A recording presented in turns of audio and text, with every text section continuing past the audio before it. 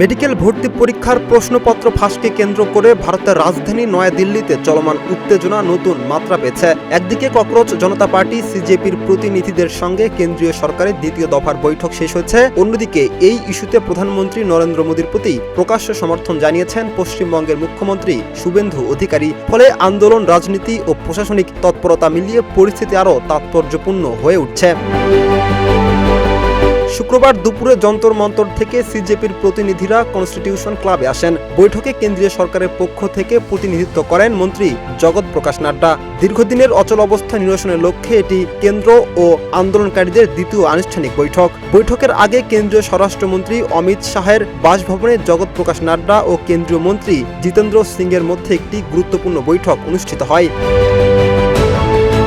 রাজনৈতিক মহলের ধারণা, আন্দোলনকারীদের সঙ্গে আলোচনায় সরকারের অবস্থান ও পরবর্তী কৌশল নির্ধারণের এই বৈঠক ছিল অত্যন্ত গুরুত্বপূর্ণ। তবে আলোচনা শুরুর আগে সিজেপি জানিয়ে দিয়েছে, শিক্ষামন্ত্রী ধর্মেন্দ্র প্রধানের পদত্যাগের দাবি থেকে তারা একচুলও সরে আসবে না। তাদের দাবি, পরীক্ষা ব্যবস্থার আস্থা ফিরিয়ে আনতে দায়িত্বশীলদের বিরুদ্ধে দৃশ্যমান ব্যবস্থা নেওয়া জরুরি।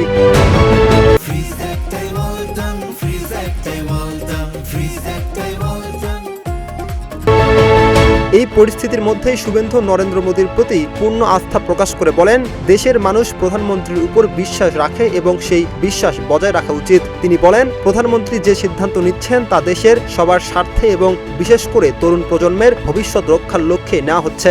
যুব সমাজের স্বার্থে সরকারের পদক্ষেপের উপর দেশের মানুষের পূর্ণ আস্থা রয়েছে বলে তিনি মন্তব্য করেন। শুধু প্রশ্ন ফাঁস ইস্যু নয়, বৃহত্তর রাজনৈতিক প্রেক্ষাপটেও কড়া বার্তা দেন শুভেন্দু। বলেন, দেশবিরোধী শক্তিকে পশ্চিমবঙ্গ থেকে উৎখাত করা হবে এবং আগামী দিনে আরও কঠোর পদক্ষেপ নেওয়া হবে।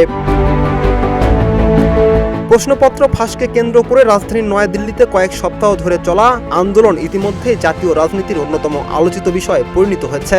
বিরোধী রাজনৈতিক দলগুলো সরকারের ভূমিকা নিয়ে প্রশ্ন তুলেছে।